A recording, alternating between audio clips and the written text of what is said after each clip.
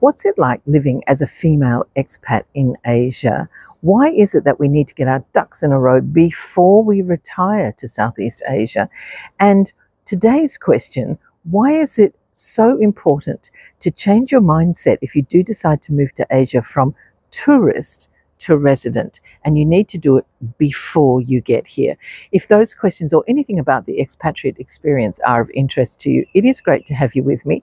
My name is Wendy, and for more than 3 decades, I've lived and worked in 5 different countries in Asia, and I still live and work in Asia these days in Thailand.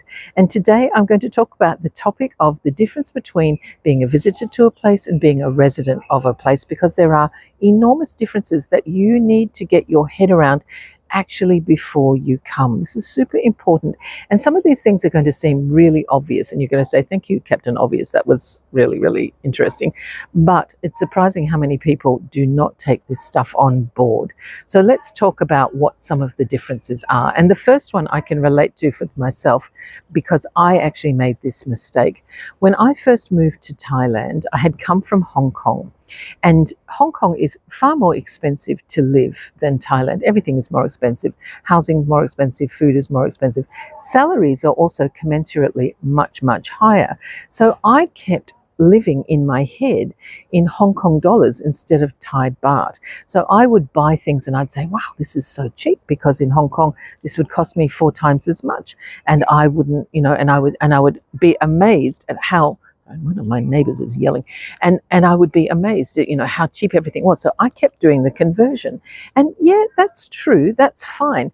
But after a little while, I had to get over this idea that everything was so much cheaper because in truth I was earning Thai baht. And I really strongly recommend that whatever you're doing, if you're considering becoming an expat in Asia, particularly Southeast Asia, get over this idea of your home currency, all right, and get into the head of the local currency as quickly as you can. Because if you keep operating in the other currency, you're going to think all of the time, oh yeah, this is great, this is cheap, and all of that's true. All of that is a reason for being an expat in Southeast Asia, but you're not actually being realistic about the costs of things.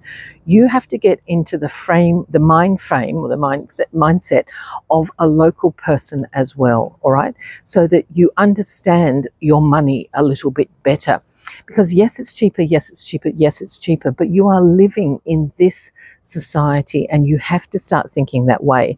This is why expats, who are particularly new expats, I don't say it's all expats, but new expats, they come over and, they think, oh, everything's great, everything's so cheap, da, da, da, da, da. And then they discover that their expatriate neighbor who's been around the block a few times is paying half of the rent that they are, because you've converted it in your, let's say, pounds or US dollars or Australian dollars, and you think, oh, this is great, this is a bargain. But you're dealing with local people who are dealing in local currency. You need to deal in local currency in your mind from the get-go. And that's the way you're not going to get ripped off. That's the way you're not going to be disappointed. And that's the way your money is actually going to go further, because you're going to stop considering yourself as a holiday maker. I'll just let my animals get out of the way. Hang on a sec. You're not going to be a holiday maker. You're actually someone living within the community. And actually it helps you to integrate more within the actual community. It's not la la land holiday time.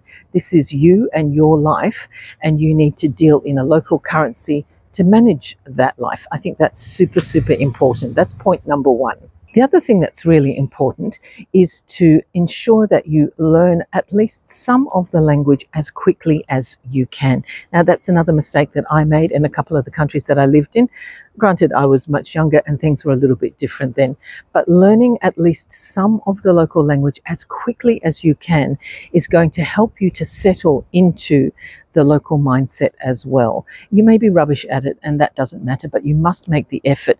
The number of expats that I have met who have lived in certain countries for 10 or 15 or 20 years, and they can barely get past hello and thank you, is appalling. I'm not saying you have to become fluent, and I'm certainly not fluent in Thai. When I left Hong Kong, I probably had about only 500 words of Cantonese under my belt, but it was enough to get me around and make me feel like I was part of the local community as well. So I really highly encourage anybody who's considering moving to learn the language as well, because when you're on holiday, it's all fun, right? You use a couple of words and everybody's very excited, and they congratulate you and all that kind of thing. But after you've been in a place for about 4 or 5 years, and you can still manage only just that, I think that's not so cool. So you need to make sure that you try and learn a little bit more language, because you're not a tourist. You're actually a resident and part of the community. And language is one way that you can show that you care, and also that will help you in the long run. And one of the other differences about being a visitor to a place and being a resident in a place is what happens when things go wrong. So if you're in a hotel and you, let's say, sprain your ankle, you've got staff around who work in that hotel who are going to help you to make sure that you get to the hospital, and they'll arrange taxis and they'll do all that sort of stuff. When you're a resident in a place, you need to know what you're going to do in the case of an emergency, because yes, your neighbours might help you, and hopefully you've got some friends who will reach out to you as well. But it's not the same. You're not going to be treated the same way as you were when you're a tourist, because forgive me, but when you're a tourist, you're a bit of a cash cow. When people have seen you for quite some time, you're probably less exciting, and perhaps you can offer less cash. So they're not going to jump to attention in the way that they did before.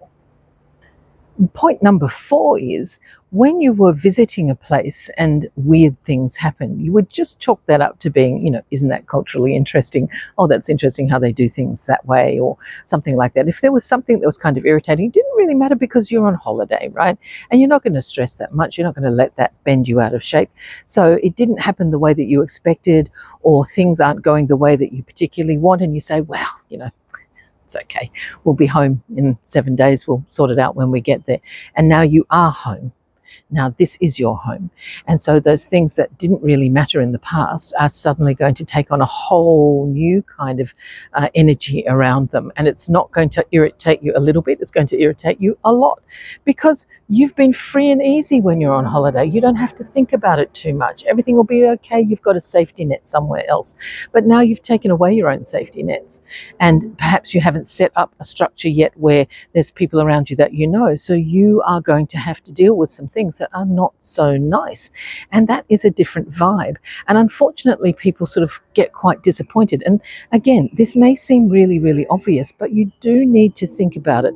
The difference between being a visitor to a place and being a resident in a place are vastly, vastly.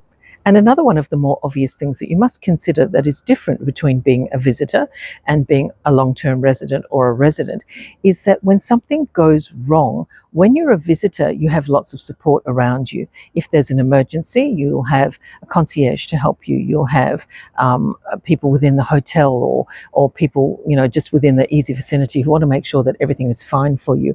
When you're living in a place, you don't have that kind of support for you, because you're not a tourist. You're not just here temporarily. It's long term. And there may be things that you didn't know about the law, about how things work in the long term as a real resident. And you need to find out these new things. And it can be hard. It can be really frustrating. The language is different. The rules are different. You weren't sure who to contact. Everybody's got a different opinion.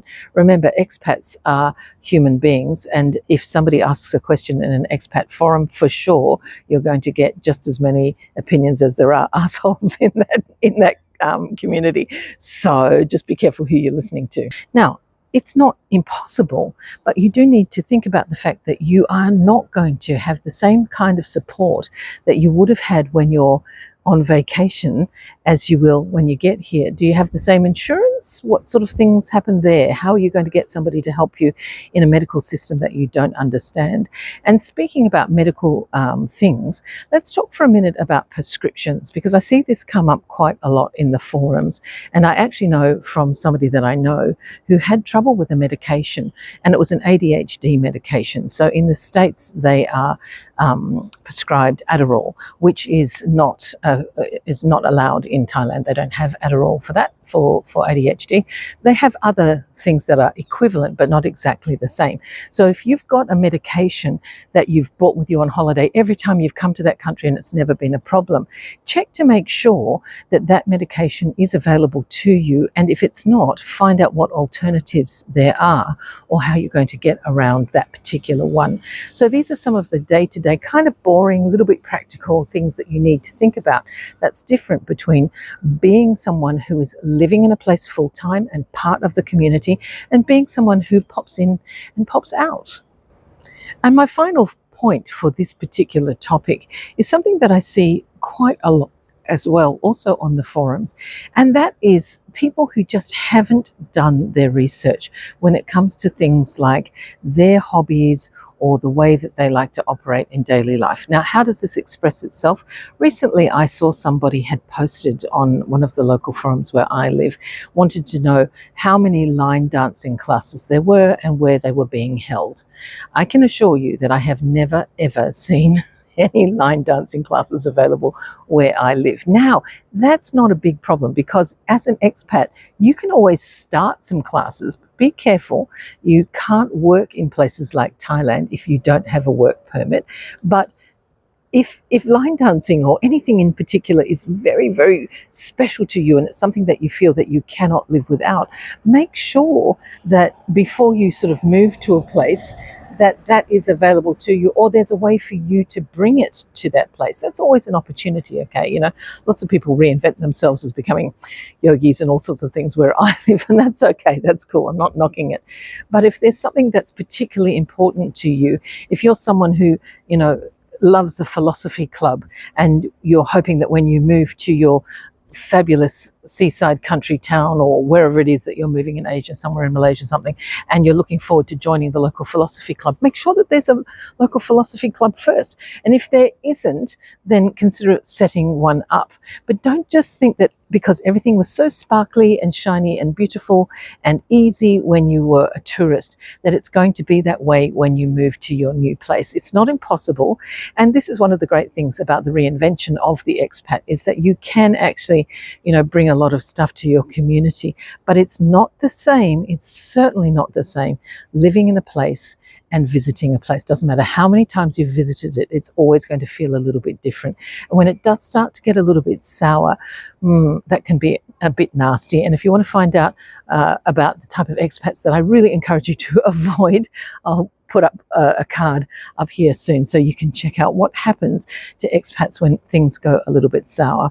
I know a lot of this stuff was quite obvious and I apologize for that, but I hope you found it a little bit interesting and entertaining. If you'd like to leave a comment down below, is there something that you've really found that was very vastly different from being a tourist to being an actual resident in this place?